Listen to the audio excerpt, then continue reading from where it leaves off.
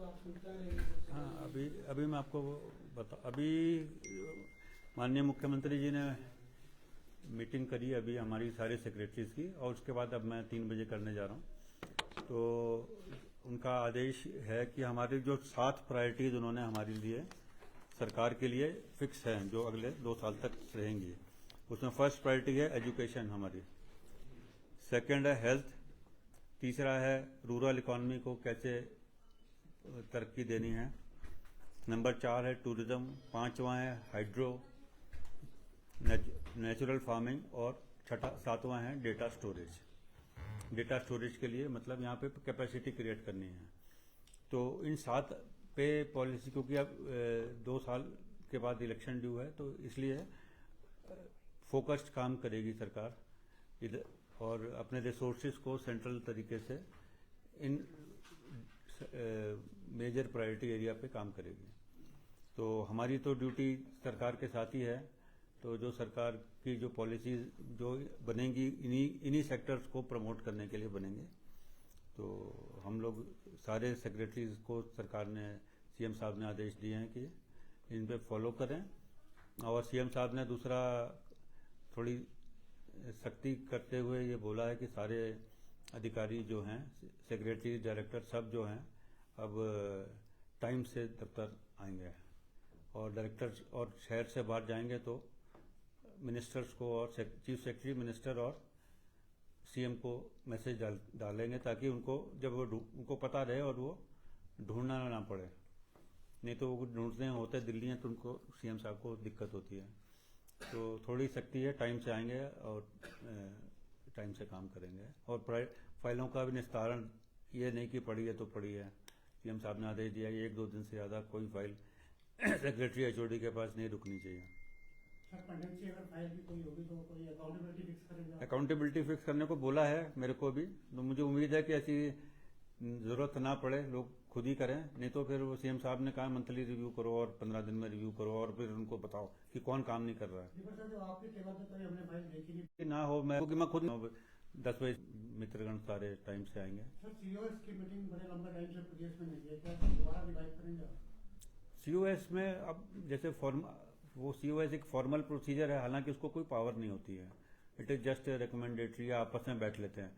तो आपस में बैठने का तरीका तो मतलब भारत सरकार में सीओएस को पावर्स हैं कि वो रेकमेंड करती है तो उधर वो उसको माना जाता है। लेकिन अभी यहाँ पर उसका रूल्स में उसका सीओएस की जो पावर है कहीं डिफाइंड नहीं है।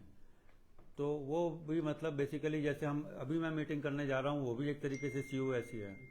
जो मैं मीटिंग करूंगा, मिलूंगा लोगों से, तो अपने सेक्रेटरी के साथ, तो वो भी एक सीओएस ही टाइप है, पर उसको उस नाम नहीं दिया है उसको।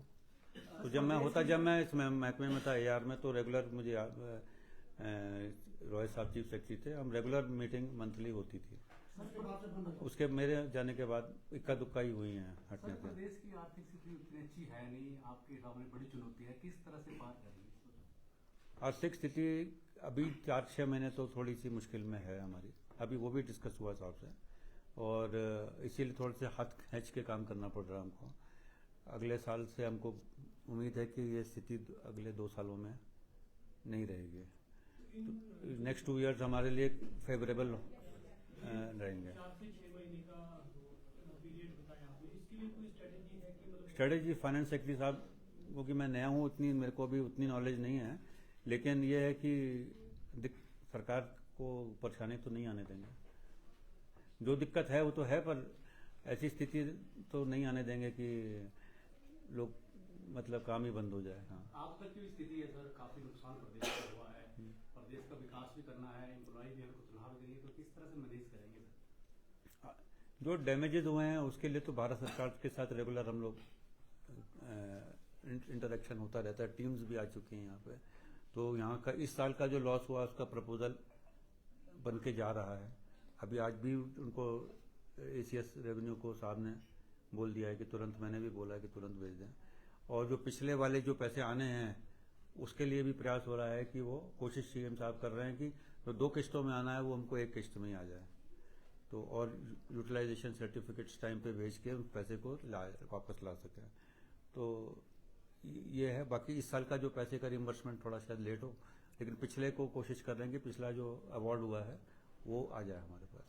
सर, जो ये 7 सेक्टर फोकस किए गए हैं, तो क्या इनसे जुड़ी पॉलिसीज भी नई सिरे से ड्राफ्ट होंगी? कुछ पॉलिसी लगभग क्या- बनी हुई हैं, पर यह है कि बजट का एलोकेशन होगा इनमें, मतलब रुकावट तो है, बजट की दिक्कत है। तो इनमें साहब ने बोला है कि इनमें फाइनेंस डिपार्टमेंट लिबरल रहेगा इनको फंडिंग करने के लिए, इन सेक्टर्स में ना, इनमें इनके केसेस में ज़्यादा फंड रिलीज होगा। बाकियों में तो मतलब आपको पता है लिमिटेड रिसोर्सेज में कहीं ज़्यादा कहीं कम करना पड़ेगा, इनमें कम इनको देने की कोशिश ज़्यादा करेंगे। सर, हमारी एक प्रैक्टिकल प्रॉब्लम है पत्रकारों की कि आपको हमने आगे कभी फोन किया आप उठाते हैं, लेकिन आपके कई सेक्रेटरी ऐसे हैं फोन नहीं उठाते हैं। आपसे बात करेंगे हर बार अच्छा नहीं लगेगा, या सीएम को फोन करेंगे वो भी अच्छा नहीं लगेगा। कोई ऑर्डर ऐसा करेंगे कि अगर कोई पक्ष लेना है खबर में तो सेक्रेटरी फोन तो उठाने को चाहिए। अभी सेक्रेटरी आईपीआर ने क्या क्या इंस्ट्रक्शन कर रखे हैं इस विषय पर मुझे पता नहीं है ना। अब सेक्रेटरी आईपीआर हैं, सीएम के सचिव भी हैं, है ना, उनसे इस बारे में डिस्कस कर लें। सर, आपने 7 प्राथमिकताएं बताई, फिर आपसे व्यक्तिगत प्राथमिकताएं पूछी जाए अपनी, क्योंकि आपका लंबा तजुर्बा है, क्या फिर प्राथमिकता रहेगी आपकी? एक तो अपना नॉर्मल डिसिप्लिन और फिजिकल डिसिप्लिन बहुत ज़रूरी है। और डिसिप्लिन, अगर मैं बिजली बोर्ड में गया था जब, तो हालत बहुत ख़राब थी, लेकिन वहाँ कभी चेयरमैन बैठते ही नहीं थे। तो मैं ही एक चेयरमैन हूँ कई सालों के बाद जो रेगुलर बैठा। हमने बैठने का ही असर ये होता है कि वहाँ पे लोगों ने सब टाइम पर आते थे। कोई भी, सबको मालूम था कि 15 मिनट लेट होंगे तो 10 बजे मैं फ़ोन करना स्टार्ट कर देता था। तो अब जो है उससे देखिए आपने इम्प्रूवमेंट हो गई। जब मैं गया था तो वहाँ पे तो नारे ही लगते थे रोज़, आज वो स्थिति नहीं है। फाइनेंशियल पोजीशन भी है, 500 करोड़ का प्रॉफिट अभी मेरे ख्याल से हमने 15 महीने में 500 करोड़ का प्रॉफिट दिया है। तो उम्मीद करता हूँ कि अपने हाथ में जितना है उतना करने का प्रयास करूँगा। सर, सीएम साहब कहते हैं कि लोन चुकाने के लिए लोन लेना पड़ रहा है, हिमाचल अपने पाँव पे खड़ा हो, कुछ अपने ऐसे स्रोत पैदा हो, उसके लिए क्या रहेगा आपका? अभी तो दिक्कत है ही है ना। पर जैसे अब आप देखो ना, बिजली बोर्ड जैसा ऑर्गेनाइजेशन घाटे में क्यों गया था? हमारे नहीं जाना चाहिए, पावर सेक्टर में घाटा होना नहीं चाहिए।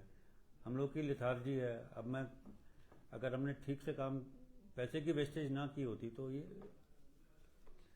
मतलब मैं ये कह सकता हूँ बिजली बोर्ड के एक्सपीरियंस से कि हम लोगों ने या हमारे अधिकारियों ने वहाँ पे पैसे को, एक दुधारू गाय को बिल्कुल मार दिया है। तो सिर्फ हमने कोई अच्छा ऐसा काम थोड़ा ना किया स्पेशल। भाई ये है कि वेस्टेज बंद कर दी, वेस्टेज भी बंद हो जाए सरकारी सिस्टम में तो लॉसेस कम हो जाएंगे।